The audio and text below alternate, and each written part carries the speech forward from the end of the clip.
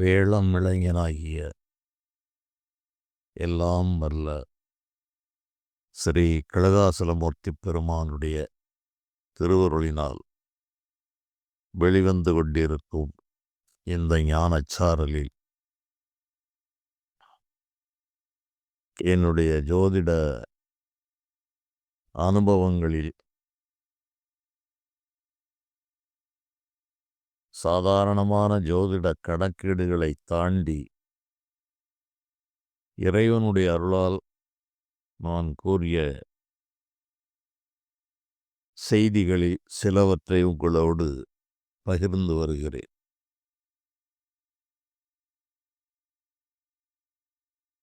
இந்த ஜோதிடம் என்பது இறைவனுடைய நேத்திரம் போன்றது, கண்களை போன்றது என்று நான் கடந்த தொடரில் குறிப்பிட்டிருக்கிறேன்.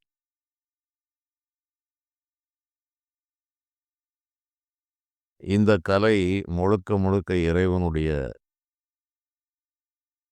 நிர்வாக ரகசியங்களை தெரிந்து கொண்டு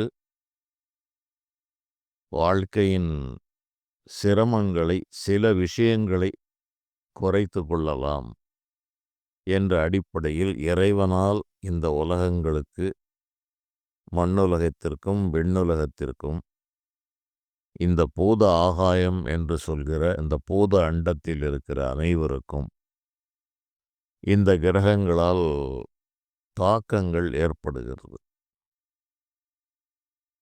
முன்பே நான் என்னுடைய ஞான பயணத்தில் அண்டங்கள் 9 இருக்கிறது என்று திருமூலர் பெருமான் கூறியதாக கூறியிருக்கிறேன்.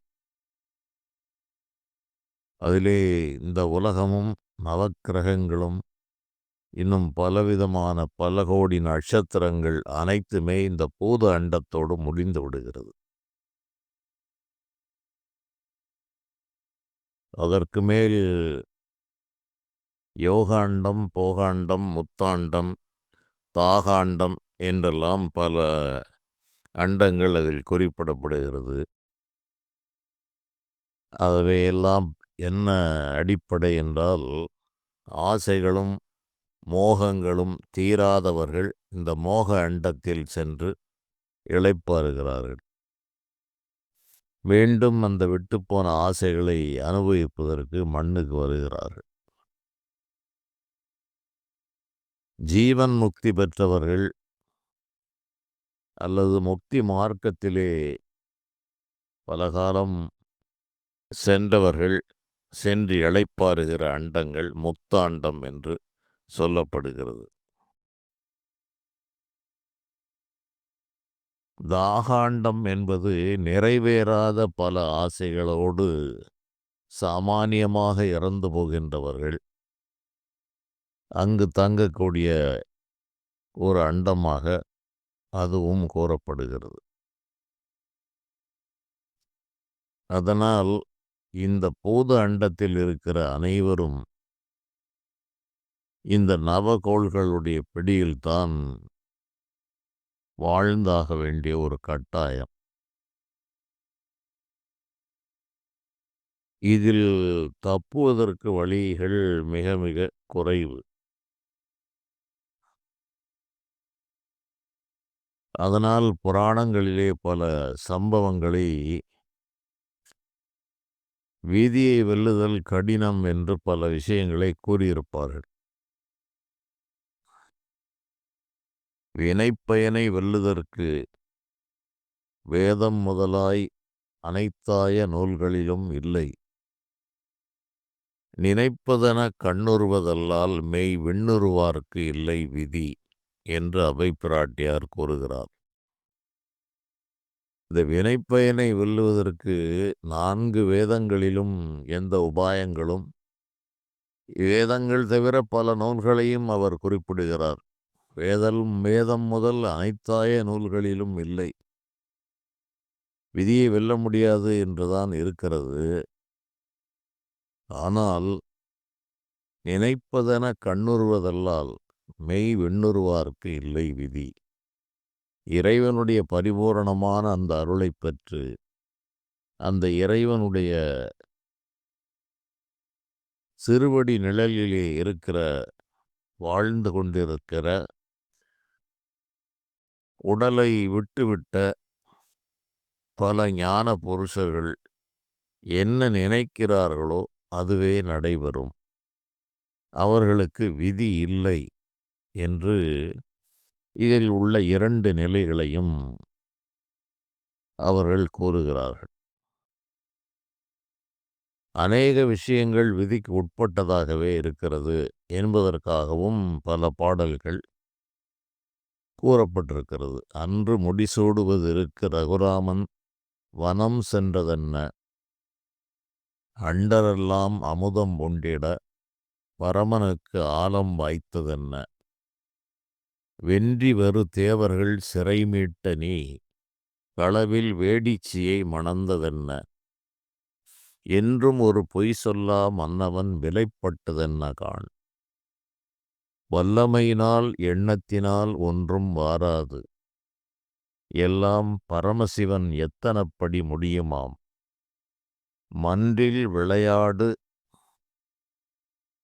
கங்காதரன் பெற்ற வரபுத்திர வடிவேலவா, மயிலேறி விளையாடு குகனே, புல் வயல் நீடு மலை மேவும் குமரேசனே என்று குமரேச சதகம் என்று ஒரு 100 பாடல் ஒரு முருகப்பெருமானுடைய அடியார் ஒருவர், அவர் புதுக்கோட்டையை சேர்ந்தவர் என்று நான் முன்பு படித்ததாக நினைவு. அவர் ஒரு 100 பாடல்கள் அற்புதமான இந்த ஞான செய்திகளை உள்ளடக்கி எழுதியவற்றில் இது ஒரு பாடல். இதனுடைய பொருள் என்ன என்றால், ராமச்சந்திரமூர்த்திக்கு பட்டாபிஷேகத்திற்கு வசிஷ்டர் சப்த ரிஷிகளில் ஒருவர், மிகப்பெரிய ஞானி, பிரம்மஞானி என்ற பட்டத்தை பெற்றவர், நாள் குறித்தார். ஆனால் அந்த பட்டாபிஷேகம் நின்று போனது. அன்று முடிசூடுவதற்க ரகுராமன் வனம் சென்றதென்ன, அவர் நாட்டை ஆளப்போகிறார் என்று நினைத்த நேரத்தில் அவர் காட்டை ஆளும் தலைவிதியை பெற்றார். பார்க்கடலை கடைந்த போது அதில் வந்த அமுதங்களை விண்ணுலகவாசிகளெல்லாம் சாப்பிட்ட நேரத்தில் இதற்கு மூலகர்த்தாவாக இருந்த பரமசிவனுக்கு அதில் இருந்து வந்த ஆலகாலம் விஷம் கிடைத்ததென்ன. இவர்கள் அமுதத்தை உண்ணுகிறார்கள், சிவபெருமான ஆலகால விஷத்தையே உண்டார்.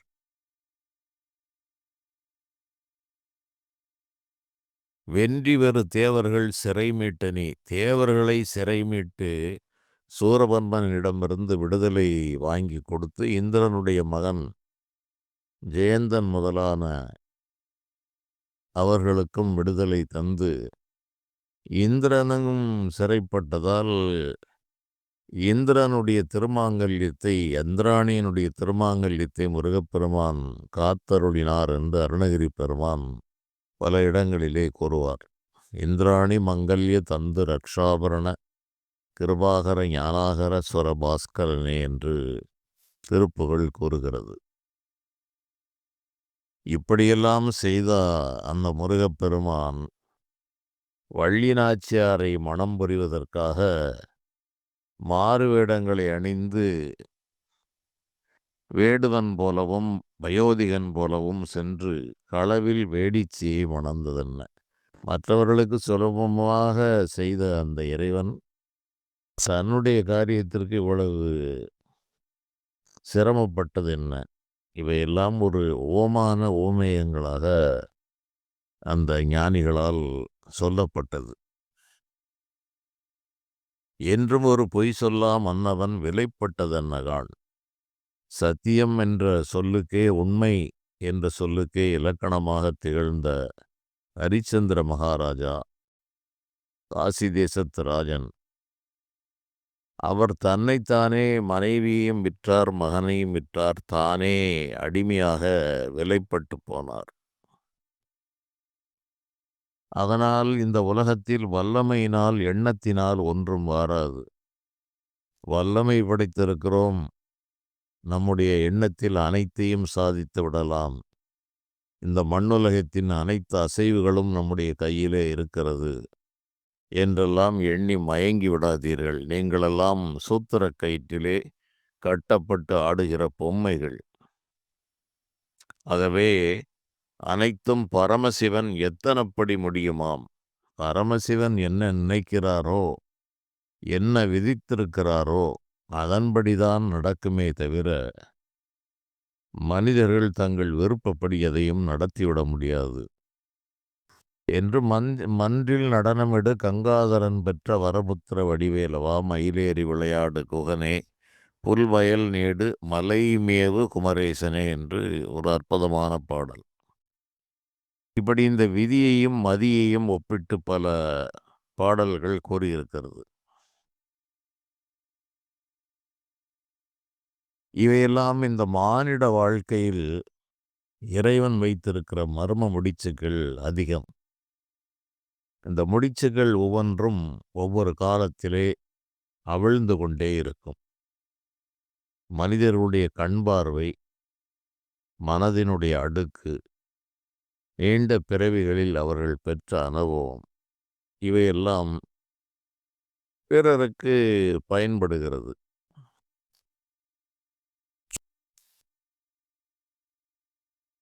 இதை சரியான முறையில் நேர்மையான வழியில் பயன்படுத்தினால் இதனுடைய வேகத்தை சற்று குறைக்க முடியும்.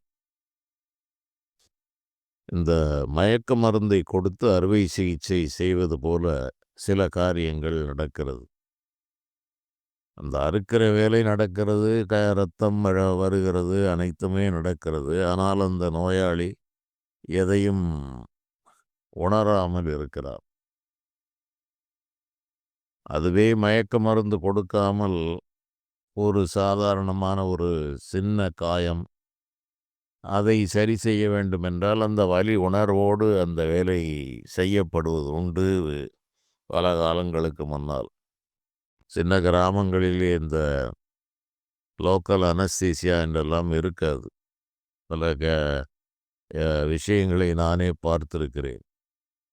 அவற்றையெல்லாம் அந்த மனிதனுக்கு உணர்வு இருக்கிற போதே அதை வெட்டி கீறி அந்த காயங்களுக்கு மருந்து போடுவார்கள். அந்த மனிதன் பலசாலியாக இருந்தாலும் துடிதுடித்து போவான். இதுபோல இந்த இறைவன் தன்னை நம்பியவர்களுக்கு என்னதான் முந்திய பிறவி வினை என்றாலும் அதன் கடுமையை குறைத்து மடைமாற்றம் செய்து சிரமங்களை குறைக்கிறார். அதற்கு காரணம் இந்த மனிதர்களுடைய நன்னடத்தை, ஆழ்ந்த இறை நம்பிக்கை, நேர்மை. என்னை பொறுத்தளவில் பரிகாரம் என்று நான் கூறுவதே இதைத்தான் கூறுவது. பழைய பிறவிகளில் நீ என்ன செய்தாயோ அது உனக்கு தெரியாது. இனிமேல் அதே தவறை செய்ய மாட்டேன் என்று ஒரு முடிவு செய்து கொள்ளுங்கள். செய்து கொண்டு இறைவனிடம் பரிபூர்ணமாக பிரார்த்தனை செய்யுங்கள். உங்களுடைய பிரார்த்தனை நிச்சயமாக நடக்கும். சில ஸ்தலங்கள் இருக்கிறது, அதற்கு பல மகாத்மியங்களும் இருக்கிறது. ஆகவே மனதிற்கு தோன்றிய சில கோயில்களுக்கு மட்டுமே நான் சென்று வரச் சொல்லுவேன்.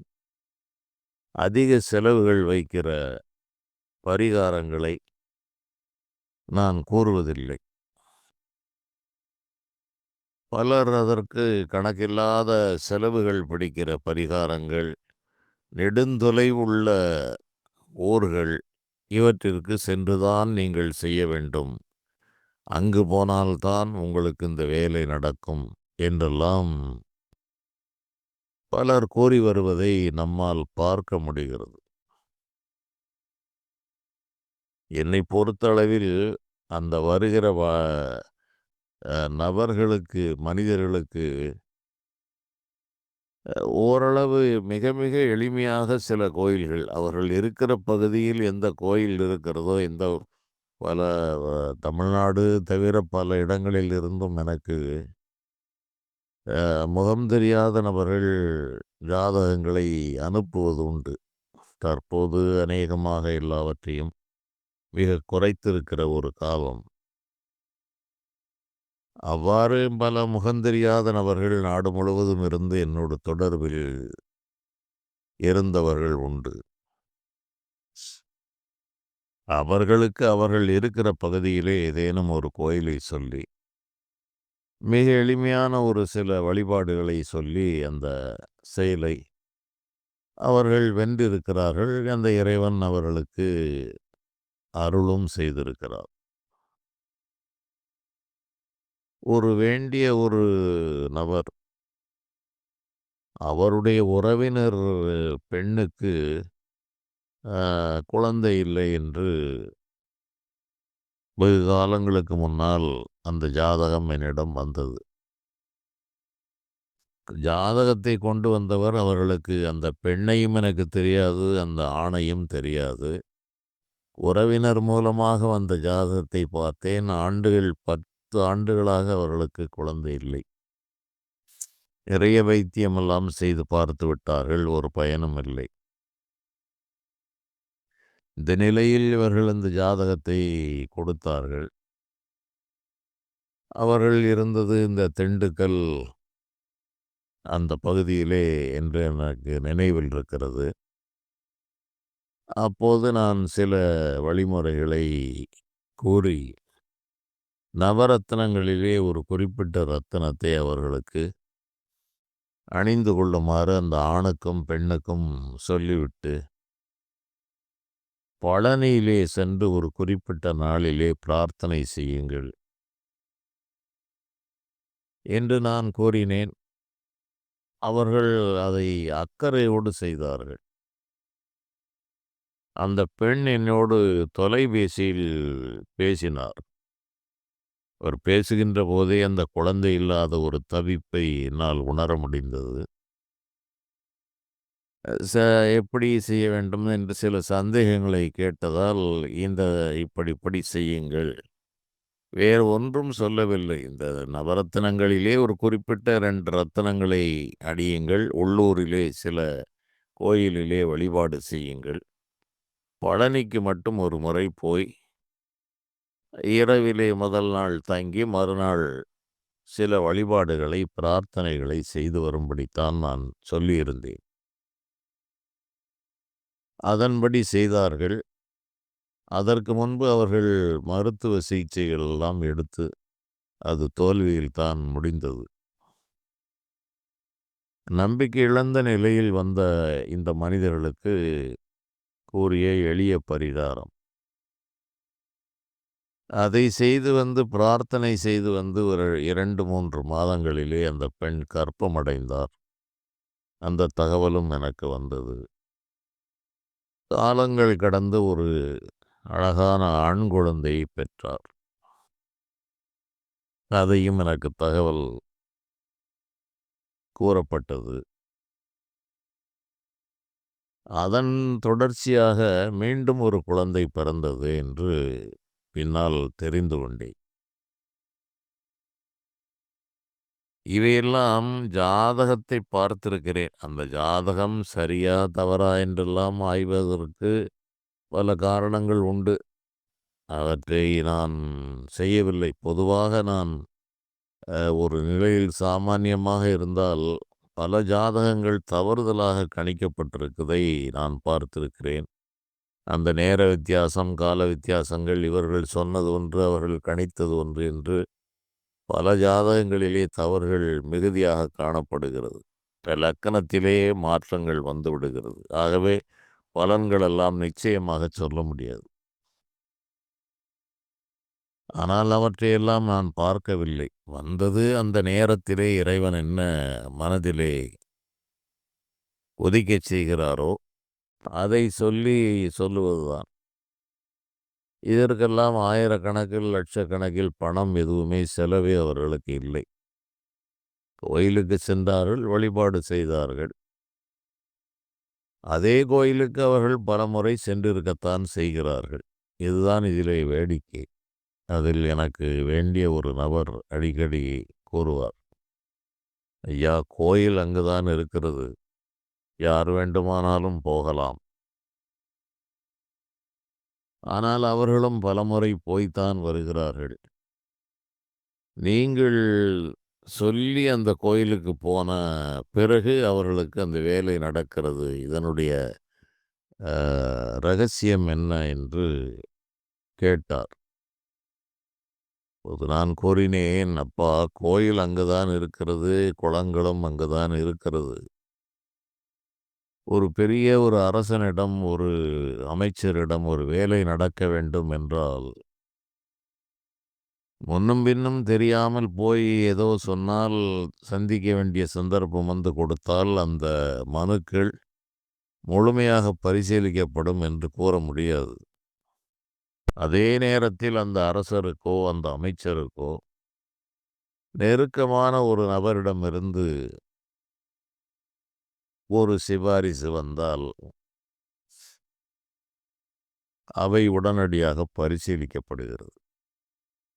இதைப்போல சொல்லுகின்ற ஜோதிடனுக்கும் அந்த ஆலயத்திற்கும் இறைவனுக்கும் உள்ள நெருங்கிய தொடர்புகளின் மூலமாகத்தான் இவை நடக்கிறது. இது இறைவனுடைய நிர்வாக ரகசியம் அப்பா. கோயில் அங்குதான் இருக்கிறது. இதைவிட அவர்கள் செலவுகளெல்லாம் செய்திருப்பார்கள். ஆனால் சொல்லுகின்றவனுடைய தவப்பயன் அங்கு செலவழிகிறது என்பதை இந்த சாமானிய நிலையில் உள்ளவர்கள் அறிவதற்கு வாய்ப்பில்லை. அது இந்த நபர் என்னோடு நெருங்கி நீண்ட காலம் பழகிய காரணத்தால் அவர் கேட்டார். நான் அவருக்கு கூறிய விளக்கம் இது. இவ்வாறு நம்முடைய தவப்பயனை செலவழிப்பது என்பது அது ஒரு நிலைதானப்பா. அது நல்லதற்காகச் செய்கிறோம். அது எல்லோருக்கும் செய்ய முடியுமா என்ற கேள்வி வருகிறது. எல்லோருக்கும் செய்துவிட முடியாது. அவர்களுக்கு அந்த விதி பயனும் இருக்க வேண்டும். இறைவனுடைய அருளும் தேவைப்படுகிறது. ஏதோ நம்மிடம் வருகிறார்கள். கூறுகிறோம், நடக்கிறது. அனைத்து நபர்களுடைய விஷயத்தையும் நான் சரி செய்து விடுவேன் என்று ஒரு காலம் நான் கூறியதுமில்லை. அவ்வாறு செய்யவும் முடியாது. காரணம் நிறைய இருக்கிறது. எவற்றை வளைக்க முடியுமோ அவற்றை வளைக்கலாம். வளைக்க முடியாத விஷயங்களை ஒருபோதும் நாம் வளைக்க முடியாது.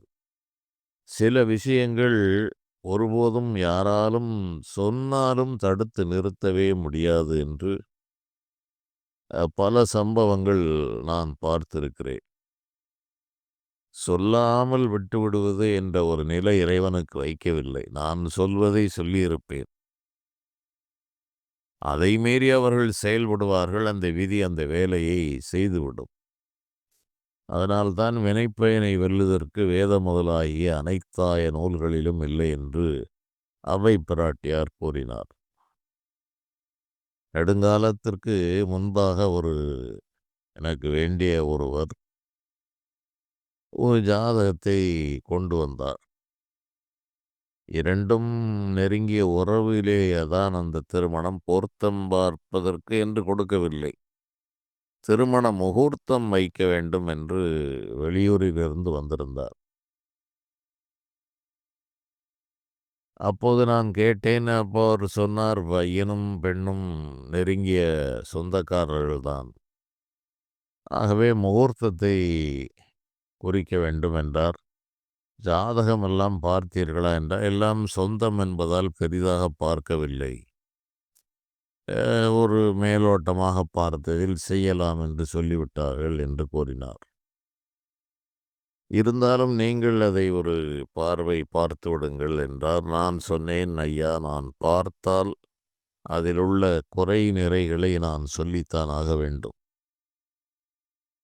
ஆகவே பார்க்க வேண்டியது அவசியமா? இதுதான் என்றால் தெய்வ சங்கல்பமாக செய்து விடுங்கள். ஜாதகத்தை நான் பார்த்தேன் என்றால் அதில் உள்ளது விஷயத்தை நான் சொல்லித்தான் ஆக வேண்டும். இல்லை, எதற்கும் ஒரு முறை பார்த்து விட்டால் நல்லது என்றார். நான் பார்த்தேன். பார்த்தால் ஏற்கனவே நமக்கு உள்ள அந்த பிராப்தப்படி இந்த காலதூதர்களுடைய தொடர்போ இளம் வயதிலிருந்து உண்டு. ஜோதிடத்திற்கு இவருடைய உதவி நிச்சயமாக நல்லதற்கும் தேவைப்படும், கெட்டதற்கும் தேவைப்படும். அதனால் பார்த்தேன், இது உடனடியாக ஜாதகத்தை மூடி வைத்துவிட்டு, "ஐயா, இதற்கு முகூர்த்தம் குறிப்பதற்கு என்னால் முடியாது" என்றேன்.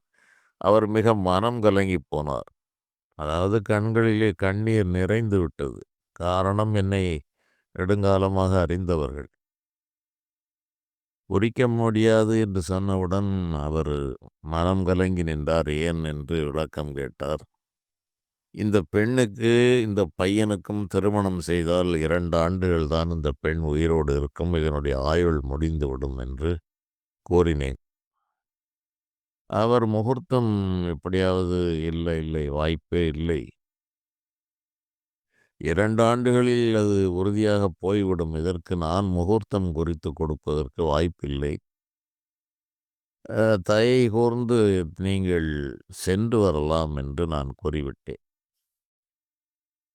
அதன்படி அவர் சென்று விட்டார். அவருடைய ஊருக்கு சென்றார்.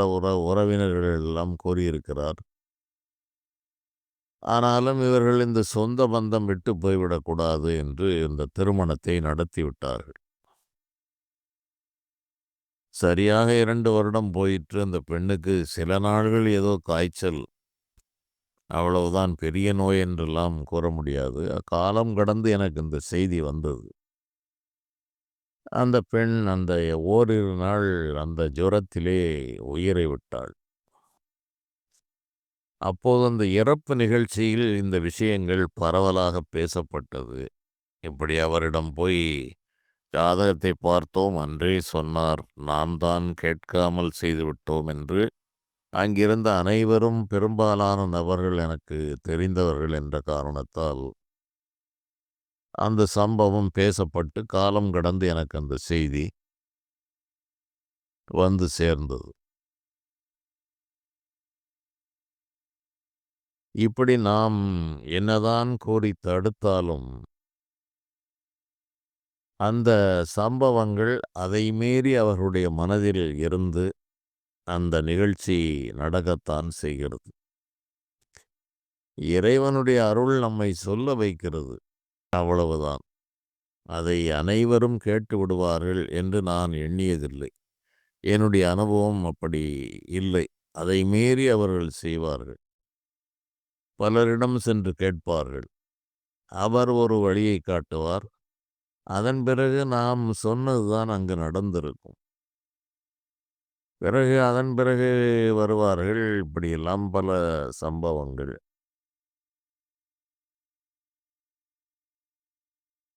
இது இளமை காலம் தொட்டு பல விஷயங்கள் இவ்வாறு நடந்து வருகிறது. இதில் ஆட்களையே பார்க்காமல் பல விஷயங்கள் கேட்கப்படுவது உண்டு. ஜாதகத்தையே பார்த்திருக்க மாட்டோம். ஒரு நபர் இருந்தார். அவருக்கு வசதி வாய்ப்புகள் எல்லாம் நிறைய இருந்தது. இருந்தால் நான் அந்த நபரை பற்றி அவர்கள் பக்கத்திலே கூறும்போது, அவன் ஒரு அரைக்கிறுக்கன் என்று தான் கூறுவேன். அரக்கருக்கன் எப்படி இருக்கிறான் என்றுதான் அடிக்கடி ஆள்களிடம் கேட்பது. அவர்களுக்கு அது ஒரு வினோதமாக தெரியும் இல்லையா? வசதியாக இருக்கிறார். நினைத்ததை எல்லாம் செய்து கொள்ளுகிறார். வீடு, வாசல் எல்லாம் இருக்கிறது. அவர் தங்கத்தில் தான் வாட்சுகள் எல்லாம் அணிவார். ஆனால் அவன் யாரையும் பொருட்படுத்த மாட்டான். இந்த பண வசதி இருக்கிறது என்ற அகங்காரத்தில் எல்லோரிடமும் ஒரு மதர்ப்பாக நடப்பது, போவது என்று அந்த நபருக்கு, ஒரு மனிதனுக்கு ஒரு குணம். அதனால ஒரு அரை கிறுக்கன் என்று தான் நான் வேண்டியவரிடம் சொல்லுவேன். என்ன கிறுக்கன் எப்படி இருக்கிறான்? அவர்களுக்கு முழுதும் ஏற்றுக்கொள்ள முடியாது. அவருக்கு என்னய்யா என்றார். நான் அவ்வப்பொழுது இந்த ஆள் ஏதாவது யாரிடமாவது பிரச்சனையை உருவாக்கி கொண்டே இருப்பான். அப்போது ஒரு முறை கேட்டார்கள். இது ஆண்டுகள் மிக அதிகமாக போய்விட்டது. ஒரு 45 ஆண்டுகளுக்கு மேலே இருக்கலாம். அப்போது நான் சொன்னேன், அந்த ஆளுக்கு அப்போது நடுத்தர வயதுதான். எனக்கும் வயது நடுத்தர வயது. இவனுக்கு ஓடும் ஐயா, காலம் ஓடும். திடீரென்று நான் கூறியதுதான். இவனுக்கு இன்னும் ஒரு 10, 20 வருஷத்துக்கு மேல் ஆயுள் இருக்கிறது. இவன் அப்படி இப்படியே சுற்றுவான், பல வேலைகளை எல்லாம் செய்வான். கடைசியில் இவன் தன்னைத்தானே உயிரை மாய்த்து கொண்டு எந்த வழியில் இறப்பான் என்பதையும் நான் கூறிவிட்டேன். கேட்டவர்கள் அதிர்ச்சி அடைந்தார்கள். நன்றாகத்தானே இருக்கிறார், உடல் நோய்கள் எதுவும் இல்லை. இப்போது இல்லை, இன்னும் ஒரு 25 வருடங்கள் போகட்டும் அப்பா. இவன் தலைவிதி இப்படித்தான் முடியும். நீங்கள் இப்போது ஆடுவதை பார்க்கிறீர்கள். அவனுடைய புண்ணிய பயனை அவன் அனுபவிக்கிறான். ஆகவே தங்கத்தில் வாட்ச் அணிகிறான். மனம் போனபடியெல்லாம் வாழ்கிறான். உடலும் வலுவாக இருக்கிறது. எந்த கோளாறுகளும் இல்லை. அவனுடைய முடிவு காலத்தை உங்களால் அறிய முடியாது. இவன் விதி இப்படித்தான் முடியும். தனக்குத்தானே உயிரை மாய்ப்பான். அதிலும் எப்படி நடக்கும் என்பதையும் கூறியிருந்தேன். அதன் பிறகு ஆண்டுகளெல்லாம் கழிந்து அந்த நபரை விட்டு நான் விலகி வேறு ஊர்களுக்கெல்லாம் போய்விட்டேன். தாமதமாக ஒரு செய்தி வந்தது. அப்போது இந்த நபர் வந்து நான் கூறியது போலவே அவரும் இடம் விட்டு வேறு ஊர்களுக்கெல்லாம் சென்று அவருடைய பழக்கவழக்கங்கள் எல்லாம் மாறியது. அவர் மதுவுக்கு அடிமையாகி அப்படி இப்படியெல்லாம் வாழ்க்கை சின்னாபின்னமாகி, கடைசியில் நான் என்ன சொன்னேனோ அது போலவே அவர் இறந்து போனார் என்ற தகவல் இறந்து ஓரிரு வருடங்களுக்குப் பிறகு எனக்கு வந்து சேர்ந்தது. இந்த நபருடைய ஜாதகத்தை நான் பார்த்ததில்லை. ஆளை பார்த்திருக்கிறேன். அது சில சமயங்களில் பார்த்திருக்கிறேன். அதில் கண்டுபிடித்த விஷயங்கள் தான் இது. 25 வருடம், 30 வருடத்திற்கு பிறகு இவன் எப்படி மரணமடையப் போகிறான்? அது இயற்கை மரணமும் அல்ல. அது ஆத்மஹத்யை என்று அது கேரளாவில் கூறுவார்கள். தன்னைத்தானே மாய்த்துக் கொள்ளுதல். அதுபோல இந்த மனிதனுடைய மரணத்தை கூற நேர்ந்தது. இப்படியெல்லாம் எப்படி கூற முடிகிறது என்று பலருக்கும் கேள்வி எழும். இதைப்போல அனைவருக்கும் கூறிவிடுவீர்களா என்று கேட்பவர்களும் உண்டு. அப்படியெல்லாம் கூற முடியாது. அந்த நேரத்தில் மனதில் இறைவனால் அது உதிக்கச் செய்யப்படும் அல்லது மனதிலே தோன்றும். என்னை போன்ற நபர்கள் எந்த நேரமும் வேறு வேறு அடுக்குகளிலே மனதை வைத்து வாழ்கிறவர்கள். பூலோகத்தை உற்று கவனித்தால் சில விஷயம் தெரியும். பலர் என்னிடம் கேட்பார்கள், ஐயா உங்களுக்கு தெரிந்துதானே இருக்கும் என்று. அது மனிதர்களுடைய பாவம். அவர்களுக்கு பொதுவாக இது போன்ற கலை உள்ளவர்களை மிக மிக உயர்த்தி ஒரு தெய்வ நிலைக்கு உயர்த்தி விடுகிறார்கள். தெய்வ அறிவுகளை, தெய்வ ஞானத்தை சொல்லும்போது அதை வியந்து பார்த்தால் கூட ஏற்றுக்கொள்ளலாம். ஆனால் இந்த இறையருளால் செய்யக்கூடிய இந்த செயலை வைத்து அவர்களை தெய்வ நிலைக்கு உயர்த்துவதை ஏற்றுக்கொள்ள முடியாது. அது தவிர இவர்கள் இது போன்ற ஆள்கள் எந்த நேரமும் எல்லா மனிதனைப் பற்றியும் வரக்கூடியவர்களை எல்லாம் அறிந்திருப்பார்கள் என்றால் அது ஒரு நிலை. அது பூலோக வாழ்விலே மனதை ஈடுபடுத்தி அது ஒரு காலத்தில் இருந்தது. என்னுடைய ஆரம்ப காலத்தில் இருந்தது. ஞானம் என்பது தனியாக வைத்திருந்தாலும் ஜோதிடம் என்று வரும்போது அது கூர்மையான ஒவ்வொரு சின்ன சின்ன அசைவுகளையும் பார்த்திருந்த காலங்களும் உண்டு. அவ்வாறு இருந்தால் மட்டுமே ஒரு வரக்கூடிய மனிதனை பற்றி அறிய முடியும்.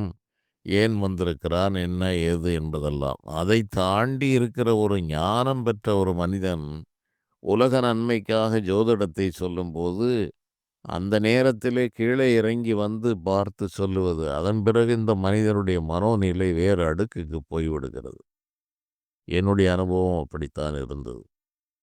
அது வேறு அடுக்குக்கு போனதால், போய்விடுகிற காரணத்தால், எல்லா நேரங்களிலும் நாம் அப்படியே வருகிற நபர்களைப் பற்றி சிந்தித்துக் கொண்டிருப்போம். என்ன வந்திருக்கிறார் என்பதெல்லாம் என்னை பொறுத்தளவில் நான் நினைப்பதில்லை. பலர் அந்த அடுக்குகளிலே இருக்கிறார்கள். அவர்கள் அதற்கு பல உபாயங்களை கையாளுகிறார்கள். வரும்போதே, "இன்ன விஷயத்திற்காக வந்திருக்கிறாய்" என்று சொல்வதெல்லாம் அது அருளால் சொல்வது என்பது ஒரு நிலை. தேவதைகளுடைய உதவியால் சொல்வது என்பது ஒரு நிலை. எ இது இப்ப இதற்கு கணக்கில்லாத வழிகளெல்லாம் இருக்கிறது.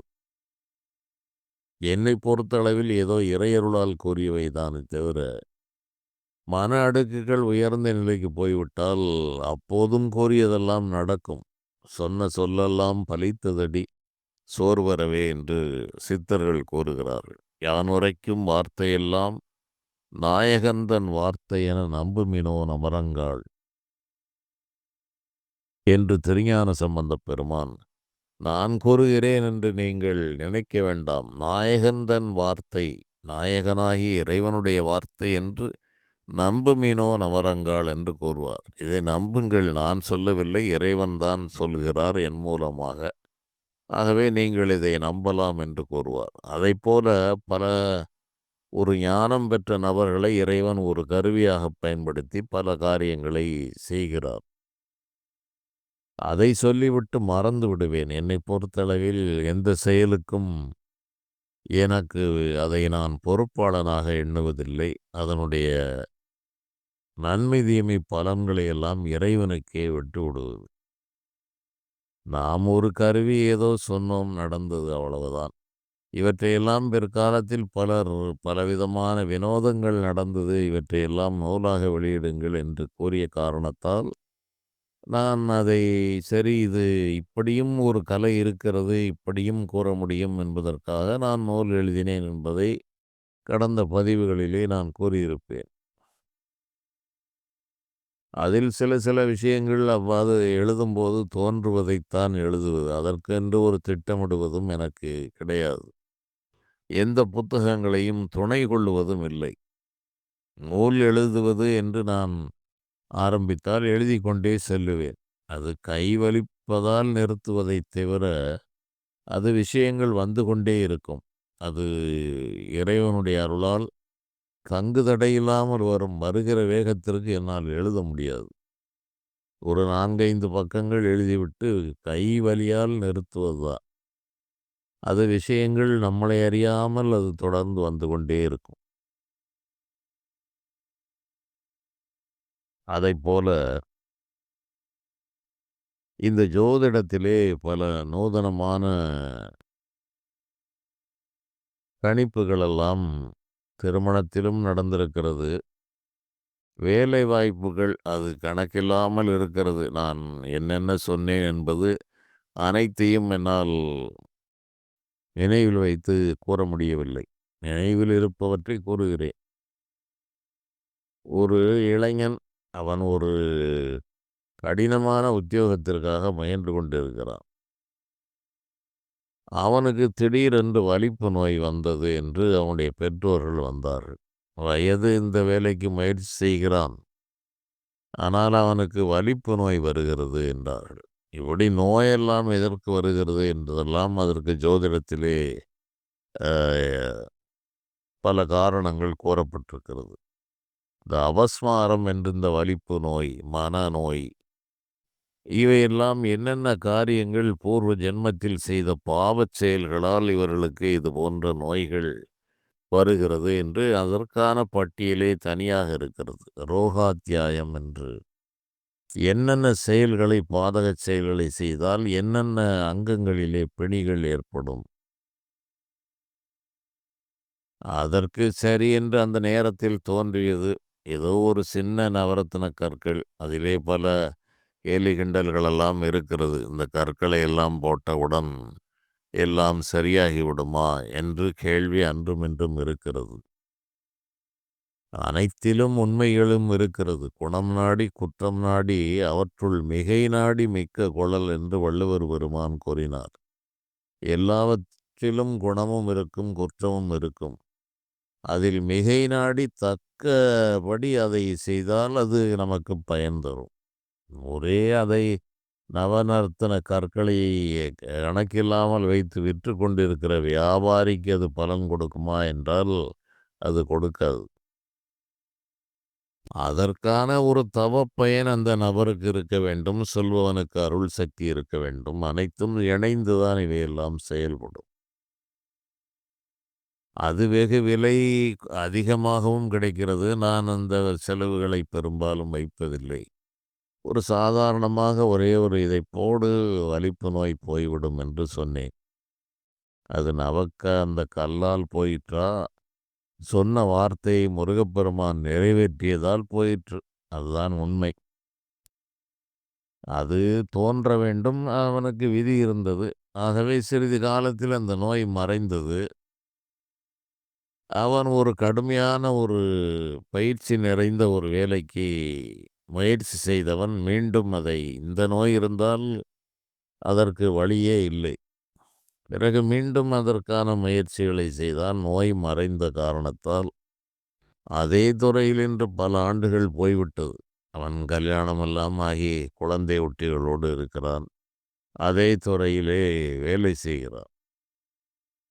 சாதாரண வாழ்க்கையிலே வாழ முடியாது என்ற ஒரு நிலை உள்ளவன். இந்த மறையாத எளிதில் மறை வந்தால் சாதாரணமாக போய்விடாத இந்த வலிப்பு நோயால் அவதிப்பட்டவன். அந்த வலிப்பு நோய் மறைந்தது. அந்த வேலைக்கு சென்று சேர்ந்து விட்டான். காலங்கள் கடந்து விட்டது. விஷயங்களை சொல்லிக்கொண்டே போனால் அது நீண்டு கொண்டே இருக்கும். ஆகவே இது 40 நிமிடங்களை தாண்டி விட்டது. சொல்லுகின்ற விஷயங்கள் குறைவாக இருக்கலாம். அந்த அடிப்படைகளோடு நான் விளக்கி சொல்லும்போதுதான் உங்களுக்கு ஐயப்பாடுகள் அநேகமாக தீரும். இதன் காரணமாகத்தான் பல வலைத்தளக்காரர்கள் உங்களோடு ஜாதகம் பார்க்க வர வேண்டும்.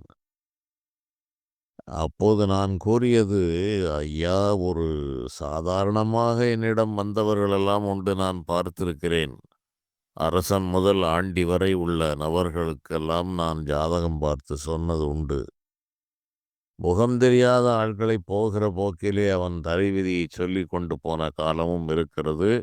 தற்போதும் அதுவே நடக்கிறது. எனக்கு ஜாதகம் என்பது 2வது. ஆனால் தற்போது மனிதருடைய மனநிலை அறிந்து பெரும்பாலும் அந்த மாறுபட்ட செய்திகளை கூறுவதை குறைத்து விட்டேன். இல்லாவிட்டால் மனதிலே தோன்றியதை சொல்லிவிட்டு போய்விடுவேன். எல்லாம் பொம்மைகள் ஆடுகிறது. அவர்களை பொறுத்தளவில் அது மிகப்பெரிய பொம்மை. அது விஐபி, விவிஐபி என்றெல்லாம் சொல்லுவார்கள். நான் என்னோடு வருகிறவர்களுக்கு சொல்லுவேன், இது ஒரு பொம்மை அப்பா, இதுக்கு சற்று பலம் அதிகமாக இருக்கிறது. கயறை விட்டால் இது விழுந்துவிடும் என்று நான் போகிற போக்கில் சொல்லி நடந்த நிகழ்வுகள் எல்லாம் கணக்கில்லாமல் இருக்கிறது. ஆனால் நமக்கு இது வேலை அல்ல. கேட்டதால் கூறுவதை தவிர மற்ற விஷயங்கள் தெரியும், ஆனால் மனதோடு வைத்து விடுவது. போகின்ற நபர்களை உற்று கவனிப்பது வழக்கமெல்லாம் எனக்கு ஒரு காலத்தில் இருந்தது. ஜோதிடம் என்று வந்தபோது அவனுடைய மனிதனை முகத்தை பார்த்து உள்ளத்தை ஊடுருவி அறியக்கூடிய ஒரு தன்மையெல்லாம் அதற்கு தேவைப்படும். அவையெல்லாம் ஆரம்ப காலங்களில் இருந்தது. பிறகு நான் எதிரே வருகிற நபர் யாரென்றே தெரியாமல் என்னையே மறந்து நான் சுற்றி இருக்கிற காரணத்தால் உற்று பார்க்கிற வழக்கமே எனக்கு இல்லை. பார்த்தாலும் அந்த முகம் என் உள்ளத்தில் படியாது. ஒரே தெருவில் இருந்த சில இருக்கிற நபர்களை நான் முகத்தை அடையாளம் தெரிந்து மனதிலே பதிய வைப்பதற்கு 2 ஆண்டு 3 ஆண்டுகள் ஆகும். தினந்தோறும் கண்ணிலே தென்படுவார்கள். மனதிலே அது வாங்காது. கண் பார்க்கிறது, ஆனால் மனதிலே அது நுழையாது. இப்படி என்னை தவறாக புரிந்து கொண்டவர்களும் உண்டு. இத்தனை நாள் பார்க்கிறார்கள், பார்க்கிறார். ஆனால் அறிமுகமே இல்லாதது போல் நடக்கிறாரே என்று, இதனால் தான் சித்தனும் பித்தனும் ஒன்று என்றெல்லாம் கூறுவது. மனநிலை வேறு அடுக்கில் இருக்கிற காரணத்தால் இவர்களை எல்லாம் கணக்கில் எடுத்துக்கொள்ள முடியாது. உற்று பார்த்தால் சில பேருடைய தலைவிதி தெரியும். அது வேண்டியவரிடம் குறிப்பாக சொல்லுவது. ஏதேனும் ஒரு அந்த மிக மிக நெருங்கியவர்கள், இதைப் பற்றி நன்கு அறிந்தவரிடம் அதை ஏன் வாயை கிண்டினால் அது விஷயம் வெளியே வரும். இப்படி இந்த ஜோதிட அனுபவங்கள் போய்க் கொண்டிருக்கிறது. இதில் பல நூதனமான பல அனுபவங்கள் இருக்கிறது. வருகிற தொடர்களிலே அதை பார்க்கலாம். நன்றி.